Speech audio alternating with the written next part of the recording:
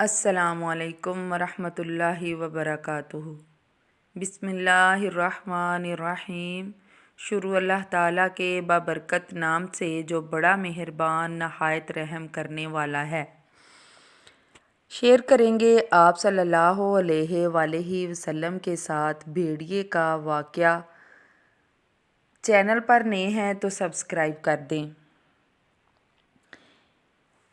ایک دفعہ آپ صلی اللہ علیہ وآلہ وسلم فجر کی نماز پڑھا کر مسجد سے نکل رہے تھے کہ آپ صلی اللہ علیہ وآلہ وسلم نے دیکھا کہ مسجد کے باہر 100 بھیڑیے قطار بنا کر کھڑے ہیں۔ انہوں نے آپ صلی اللہ علیہ وآلہ وسلم کو دیکھا تو اپنی زبان میں کچھ بولنے لگے، تو آپ صلی اللہ علیہ وآلہ وسلم کے ساتھ کچھ صحابہ تھے۔ آپ نے صحابہ سے پوچھا، کیا تم جانتے ہو کہ یہ کیا کہہ رہے ہیں؟ تو صحابہ نے عرض کیا، یا رسول اللہ نہیں، آپ اور اللہ تعالیٰ ہی بہتر جانتا ہے۔ آپ صلی اللہ علیہ وآلہ وسلم اللہ تعالیٰ کے اذن سے جانوروں کی زبان بھی سمجھ سکتے تھے۔ تو آپ صلی اللہ علیہ وآلہ وسلم نے صحابیوں کو بتایا کہ یہ بھیڑیوں کی جماعت یہ کہہ رہی ہے کہ یا رسول اللہ، آپ صلی اللہ علیہ وآلہ وسلم کے صحابیوں کی بکریاں کھانے کو ہمارا دل نہیں کرتا۔ جانوروں کا یہ حال ہے اور یہاں مسلمان کی جیب کاٹ رہا ہے۔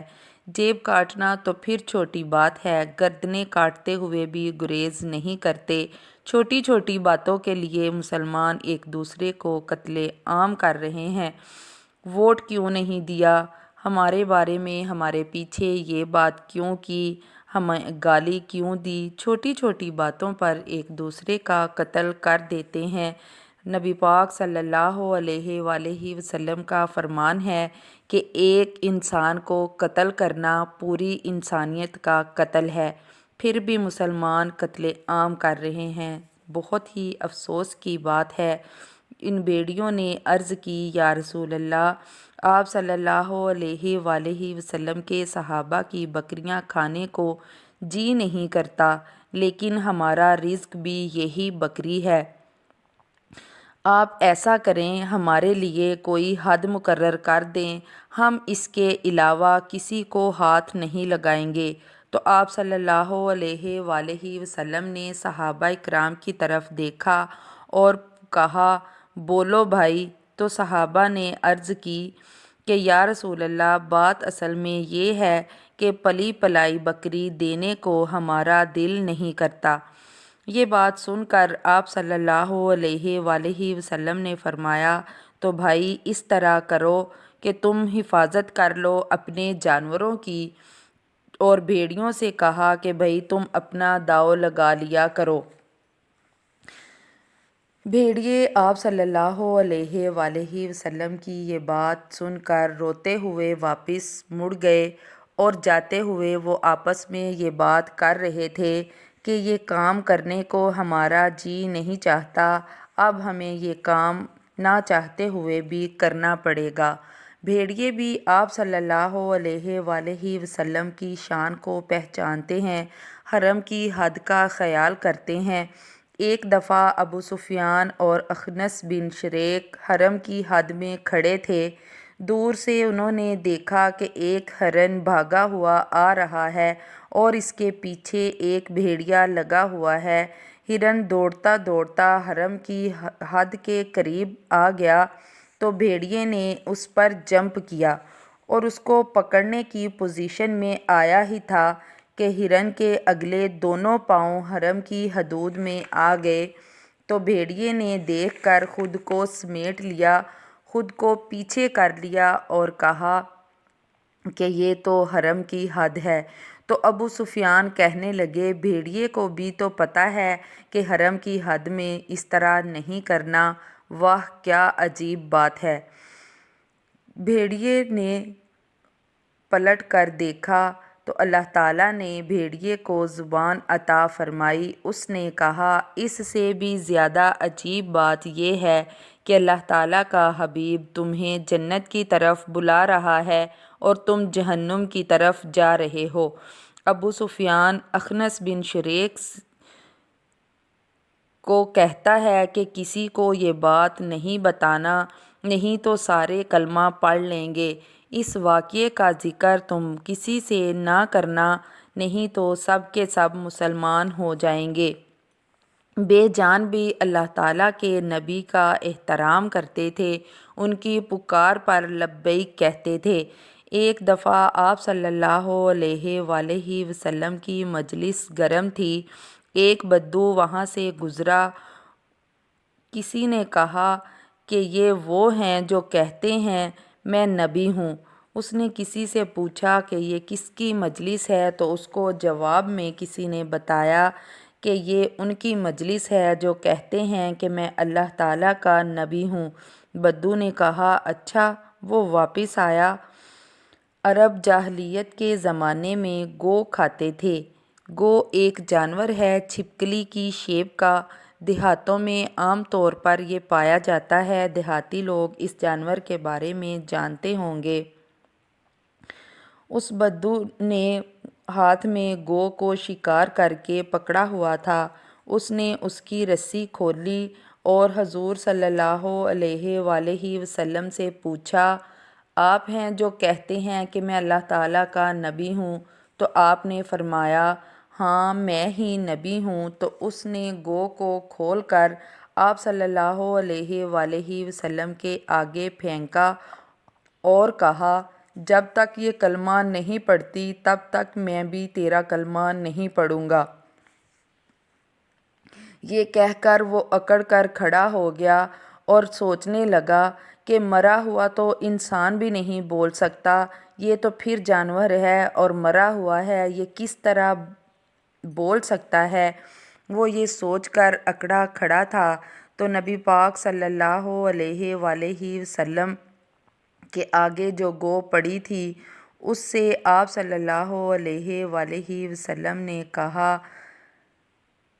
کہ اے گو، اس کے بلانے پر، جس کے کہنے پر جانور مردہ حالت میں بھی لبیک کہتے ہیں، انسان اس کے بلانے پر لبیک کہنا بھول گیا۔ آپ صلی اللہ علیہ وآلہ وسلم نے کہا، اے گو، وہ مری پڑی تھی۔ اس نے آپ صلی اللہ علیہ وآلہ وسلم کی آواز سنی تو اپنی آنکھیں کھول دی، پھر گردن اٹھائی، پھر اپنے اگلے دونوں ہاتھوں پر یوں کھڑی ہو گئی اور کہا، دیکھا کہ سارے مجمع پر سناٹا چھا گیا یہ سب دیکھ کر، اور اس گو نے زور سے کہا، لبیک یا رسول اللہ، لبیک وسعدیک یا زین من وفا یوم القیامہ، حاضر ہوں یا رسول اللہ۔ اور اس نے آپ کو جو نام دیا کمال ہی کر دیا۔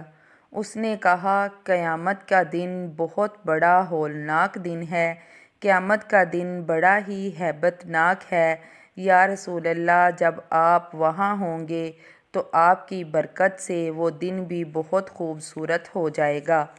اس گو جتنا ہی ایمان لے آؤ مسلمانوں، ہمیں ہمارے دیش کو عزت مل جائے گی۔ حکمرانوں سے لے کر ہمارے چپڑاسی اور ریڑھی والے تک اگر حضور صلی اللہ علیہ وآلہ وسلم کی وفا کے سہرے باندھ لیں تو ہماری بھی پوری دنیا میں عزت ہوگی۔ خاص کر پاکستان میں تو ہر وہ کام ہو رہا ہے جس سے نبی پاک صلی اللہ علیہ وآلہ وسلم نے منع فرمایا۔ آپ صلی اللہ علیہ وآلہ وسلم نے فرمایا، شراب نہ پینا، تو یہاں اڈے خفیہ طور پر بنا دیے گئے۔ آپ نے فرمایا، سود نہ کھانا، تو ایک چھوٹا سا تاجر بھی کہتا ہے کہ سود نہ رکھیں تو کام نہیں چلتا۔ آپ صلی اللہ علیہ وآلہ وسلم نے عورتوں کو پردے کا حکم دیا تو اس امت کی بے حسی کی حد دیکھ لیں کہ بیٹیوں کو نیم برہنہ کر کے چونکوں میں تصویروں کی صورت میں ٹانگ دیا ہے، بے حیائی کی حدیں پار کر دی ہیں۔ مسلمانوں، ہماری تباہی کی وجہ ہمارے برے حکمران نہیں بلکہ ہماری نافرمانیاں ہیں جو ہم نبی پاک صلی اللہ علیہ وآلہ وسلم کی دی ہوئی تعلیم کو بھول گئے ہیں، دھوکہ عام کر دیا ہے، چھوٹی سی چھوٹی چیز میں ملاوٹ شروع کر دی ہے۔ سب سے زیادہ بے ایمانی، ملاوٹ، جھوٹ، چوری ہمارے ملک میں ہے۔ جب تک ہم نبی پاک صلی اللہ علیہ وآلہ وسلم کی اطاعت نہیں کریں گے، خود کو ان کے بتائے ہوئے راستے پر نہیں لائیں گے، تب تک ہمارے حالات بہتر نہیں ہو سکتے، ہمیں اچھے حکمران نہیں مل سکتے۔ دیکھیں کیسے بھیڑیے تک نے اللہ تعالیٰ کی مقرر کی ہوئی حد کا احترام کیا۔ مسلمانوں، یہ ہمارے لیے بہت ہی بڑا میسیج ہے۔ ہم کہیں اور سے نہیں سیکھتے تو ان جانوروں سے ہی سیکھ لیجئے کہ نبی پاک صلی اللہ علیہ وآلہ وسلم کی اطاعت کتنی ضروری ہے۔ اللہ تعالیٰ ہمیں نبی پاک کی اطاعت کی